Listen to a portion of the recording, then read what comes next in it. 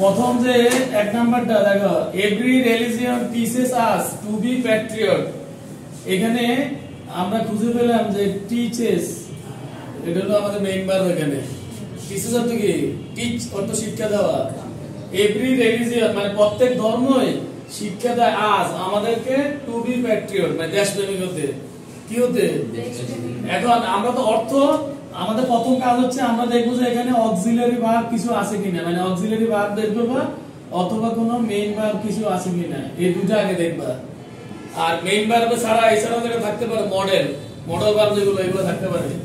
আমরা এখানে তো টিচেস মেইন ভার্ব থাকলে কি লিখতে হয়, মানে অক্সিলারি ভার্ব ছাড়া যদি অন্য কোনো মানে মেইন ভার্ব থাকে তাহলে আমরা ট্যাগ কোশ্চেনে কি লিখতে হয়? ডু, ডিড বা ডাজ। এখানে কি হবে? যেটা এখানে এই যে এটা থার্ড পারসন হিসেবে মানে এস আছে, হওয়ার কথা ছিল এটা টিচ, কিন্তু ইএস আছে এখানে টিচেস। তাহলে আমরা কি লিখব এখানে? প্রথম কাজ হচ্ছে আমরা ডাজ লিখলাম, তারপরে ট্যাগ হিসেবে কি লিখব? Not, doesn't. এখন দেখো এভরি রিলিজিয়ন অর্থাৎ প্রত্যেক ধর্ম, মানে প্রত্যেক ধর্ম, যে মানে আমরা হিন্দু ধর্ম, মুসলিম ধর্ম, যত ধর্ম আছে, তাহলে এই ধর্মটা কি? এটা বস্তুগত একটা বিষয়। তাহলে কি লিখবো? এটা ইজ। বুঝতে পারছো না? এটা হবে ডাজন্ট ইট। তাহলে আমাদের এই রুলস এর মধ্যে মানে এরকম আসলে আমরা এই সিস্টেমে আমরা লিখে ফেলবো। আবার যদি এখানে সাবজেক্টটা এই এভরি রিলিজিয়ন ছাড়া অন্য কোনো সাবজেক্ট হতো, এখন এখানে ইএস না থাকতো, তাহলে আমরা এখানে কি দিতাম? ডোন্ট বা ডোন্ট সাবজেক্ট অনুযায়ী আমরা তখন ওখানে বসাতাম। তারপর দেখো 2 number, why some people forget it, why some people forget মানে কেন কিছু লোক ভুলে যায়। ফরগেট অর্থ কি? ভুলে যাওয়া। It is really A question. আমাদের দেখো মূল আমরা ট্যাগ হলো আমাদের it is really A question. এটা হচ্ছে একটা বাস্তবিক প্রশ্ন বা সবার কাছে এটা, মানে লোকজন ভুলে যায়। কিছু লোক আছে কি এরা কি ভুলে অনেক কথা ভুলে যায়, কাজ ভুলে যায়। তাহলে আমাদের it is really A question, এটা হলো একটা বাস্তবিক প্রশ্ন, এটা বাস্তব প্রশ্ন একটা। তাহলে আমাদের এখানে আমরা এগুলো তো এখানের মধ্যে আমরা কিছু দেখা দরকার না, আমাদের মূল যেহেতু it is really A question, তাহলে এখানে কি আছে? ইজ। এই যে অক্সিলারি ভার্ব, একটা অক্সিলারি ভার্ব আছে। তো স্বাভাবিকভাবে আমরা অক্সিলারি ভার্ব থাকলে আমরা কি লিখবো এখানে? যেটা ইজ আছে ইজন্ট, আর বাকি why some people forget, এরপর এখানে ইট আছে, ইট লিখে দিবে শুধু এতটুকু। এখন দেখো এই ধরনের এই রুলস এর মধ্যে মানে আমাদের আসতে পারে, আমরা প্রথম কাজ হলো আমার সামনে কি আছে এটা আমার দেখা দরকার নেই। প্রথম কাজ হলো তোমাদের যে তোমরা অক্সিলারি ভার্ব খুঁজবা যে এই সেন্টেন্সে কোনো অক্সিলারি ভার্ব আছে কিনা। তারপরে তোমরা দেখবে যে না কোনো মেইন ভার্ব আছে কিনা অথবা মডেল আছে কিনা। ওটা না পেলে যখন ব্যতিক্রম, তখন হলো ব্যতিক্রম করবে। এই তিনটা আগে খুঁজবা তোমরা।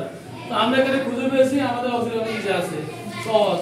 আর এখানে আমরা এতগুলো দেখা আমরা দেখবো না, এখানে আমাদের ইট, আমরা ইট লিখে দিলাম। তারপরে দেখো 3 নাম্বার নো, দেখো এটা একটু ব্যতিক্রম কে লেখা হয়েছে, they read only to pass the examination।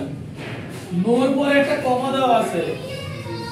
আমরা ডায়ালগ মানে কথোপকথনের ক্ষেত্রে আমরা ইয়েস নো এরকম কথা ব্যবহার করি, মানে এটা বলে এক্সপ্রেশন হিসেবে ব্যবহার করি। আমরা কি ব্যবহার করি? ইয়েস নো এরকম বলি না। এখন এই নো এটা কিন্তু এই সেন্টেন্সের সাথে সম্পৃক্ত না। এই নো কি এই সেন্টেন্সের সাথে না, আমাদের সেন্টেন্স হলো এখান থেকে শুরু। They read only to pass the examination. They read তারা পড়ে, অনলি একমাত্র, টু পাস মানে পাস করতে, দা এক্সামিনেশন তারা একমাত্র পরীক্ষা পাস করতে পড়ে। এখন আমাদের এখানে কোনো অক্সিলারি ভার্ব নাই, আছে কি? একটা মূল ভার্ব রিড আছে কি? রিড।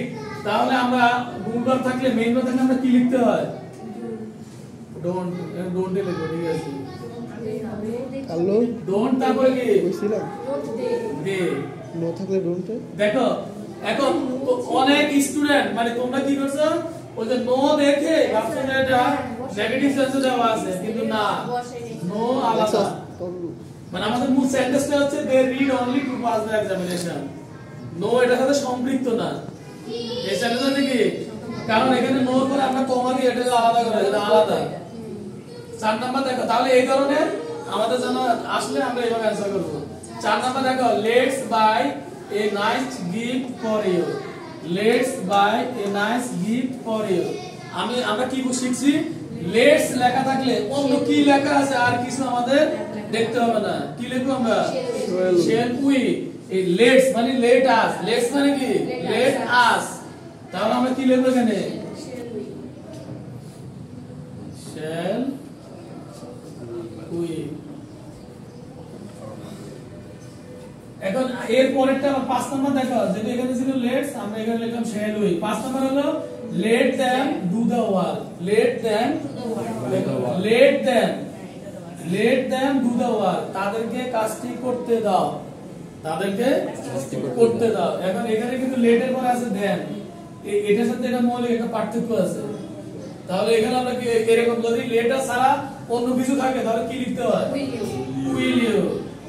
এটা একটা ইম্পর্টেন্ট রুলস এই দুইটা।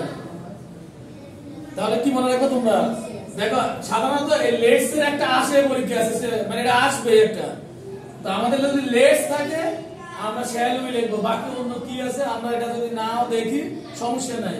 তারপরে লেটস ছাড়া যদি অন্য কিছু থাকে, let me, let them, let অন্য যা থাকুক, যদি এরকম থাকে আমরা কি লিখবো, উইল ইউ। এটা আমাদের একটা কমন রুল। 6 নাম্বার দেখো, number 6, I need a pen. আমার একটা কলম প্রয়োজন, আমার একটা। এখানে আমাদের এই নিডটা কি বলতো, মূল, এটা হলো মেইন ভার্ব আমাদের, মানে মূল ভার্ব নিড। এই নিডটা আবার মডাল হয়, কি হয়, কখন মডাল হবে, যখন এই নিড, কখন মডাল হবে, যখন নিডের পরে আরেকটা ভার্ব থাকবে। কিন্তু এখানে নিডের পরে কি আছে, অ্যাডজেক্টিভ, মানে এ বলতে অ্যাডজেক্টিভ আছে এখানে। তাহলে আই নিড এটা এখানে মেইন ভার্ব হিসেবে ব্যবহার, আর মূল ভার্বটা আমরা কি লিখতে হয়, ডোন্ট আই। বুঝতে পারছো তো? তাহলে কি বলছি, এখানে আই নিড, মানে এই নিড কিন্তু এখানে মূল ভার্বে ব্যবহার হয়েছে, এইজন্য আমরা ডোন্ট লিখছি।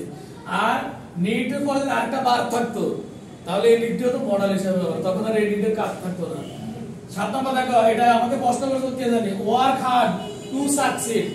Work hard to succeed, work hard কঠোর পরিশ্রম করো, টু সাকসিড সফল হতে, মানে সফল হতে কি করবা, কঠোর পরিশ্রম করো। তাহলে আমরা যেটা তোমরা মনে রাখবা, ওয়ার্ক, ওয়ার্ক হলো এখানে ভার্ব হলো ওয়ার্ক, মেইন ভার্ব কি ওয়ার্ক। তাহলে ওয়ার্ক যদি আমাদের মেইন ভার্ব মানে ভার্ব দিয়ে কোন সেন্টেন্স শুরু হয় ওটা হলো ইম্পারেটিভ সেন্টেন্স। ওটা কি সেন্টেন্স, ইম্পারেটিভ। ইম্পারেটিভ সেন্টেন্স থাকলে কি লিখতে হয়, উইল ইউ। এখন তোমাদের মনে কোশ্চেন আসতে পারে, স্যার উইল এর পরে মানে আমরা ইউ লিখলো কেন, ইম্পারেটিভ সেন্টেন্সে সাবজেক্টটা উজ্জ্ব থাকে। এটা এটা ছিল কি জানো, আমি বললাম ডু দা সাম, কি বললাম, আর তোমাদেরকে বলছি ডু দা অঙ্কটি করো, তার মানে কাকে বলছে এই কথা, এটা বলা, এটা ছিল মূলত ইউ ডু দা সাম, তুমি অঙ্কটি করো। কিন্তু সাবজেক্ট উজ্জ্ব, সাবজেক্ট এখানে বলে না, এইজন্য ওই সাবজেক্টটা এখানে আমরা কি লিখি, উইল ইউ, উইল ইউ। তাহলে কি লিখবে এখানে, will you, will you. 8 number দেখো, I am very late. I am, তার মানে কি দেরি হয়েছে আমার। তাহলে এখানে আমরা কি লিখবো, এটা যদি এম থাকে আমরা এটা জানি আর এন্ড বা এন্ড আই, যেটা লেখো তোমরা এন্ড আই লিখতে হবে, ঠিক আছে। 9 নাম্বার দেখো, I am not doing the same work. I am not doing, আমি করতে পারি না দ্য সেম ওয়ার্ক, মানে আমি একই কাজ করতে পারি না। এখন আই অ্যাম নট ডুইং, এখানে আছে অ্যাম নট, কি আছে, এটা সহজ, এটা অনেকে আমরা কি লিখবো, এম আই, কি লিখবো এখানে, এম আই। যেহেতু আই এম নট আছে শুধু এখানে আমরা লিখবো এম আই, আর কিছুই না, এখানে এম আই লিখবো। 10 নম্বর দেখো, nobody knows when death comes. Nobody knows when death comes, কেউ জানে না মৃত্যু কখন আসবে। কেউ মানে কেউ তো জানে না, আসলে তো নাই। তাহলে আমাদের এখানে একটা হলো নো বডি আছে, আমরা জানি নো বডি, নো ওয়ান, এগুলো থাকলে তারপরে এখানে ভার্ব কি নো, জানে না। এখানে কাম, এটাও কিন্তু একটা ভার্ব, কামও কি একটা। তাহলে আমরা এখানে কি লিখবো, nobody knows when death comes, do they, এখানে ডু দে, কারণ হওয়ার কথা ছিল কি ডাজ দে, কিন্তু দে এর সাথে কখনো। তাহলে কি লিখবো আমরা, এটা মনে রাখবে, ব্যতিক্রম, ডু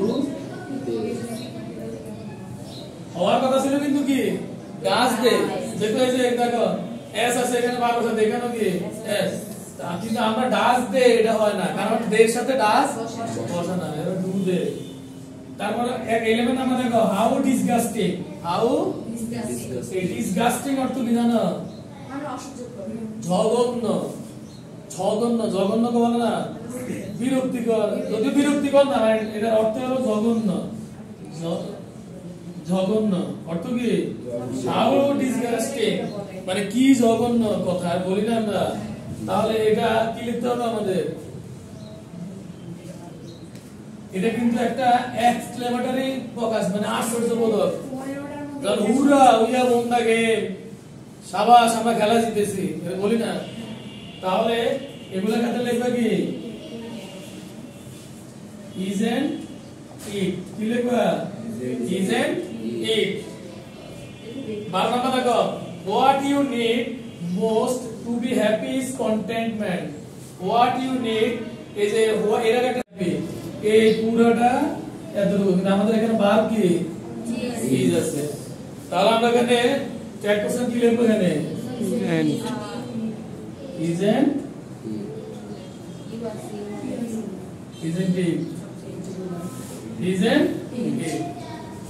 সহজ, মানে বাকিগুলো দেখা দরকার নাই। এটা দেখো, এটা ব্যতিক্রম এবং ইম্পর্টেন্ট, পরীক্ষা মানে আসতে পারে এটা। দেখো আমরা যখন আই হ্যাড, এটাও আমরা অনেকে চিন্তা করে, আর এটা হলো আই কুড, কি থাকে নাম্বার। দেখো আই কে ইনভার্টেড কমার ভিতরে রাখা হয়েছে, কিসের ভিতরে, তার মানে বলা হয়েছে যে আই শব্দ একটা শব্দ, আই একটা কি, আই অর্থ কি আমি, এখানে বলছে I is a word, I হচ্ছে একটা শব্দ। আমরা এটা কি লিখবো, দেখো স্যার ইজ তো আছে, এজন্য লিখবো ইজেন্ট। এখন আই অনেক কয়েকজনে লিখে বলছে আই মানে ইজেন্ট আই, কিন্তু এটা হবে কি কারণ আই একটা এখানে বস্তু বোঝানো হয়েছে, যে আই হলো একটা শব্দ, এখানে আই মানে আই না, ওটা বোঝানো হয় না, আই মানে আই এটা বোঝানো হয়, বলছে আই এটা একটা শব্দ। এখন দেখো এই যে 15টা, যদি এই 15টা ভালো করে এই নিয়ম জানা, ইনশাআল্লাহ এখান থেকে বাইরে আসবে না, মানে 5টা অ্যানসার করা যাবে, এর কথা, ঠিক আছে।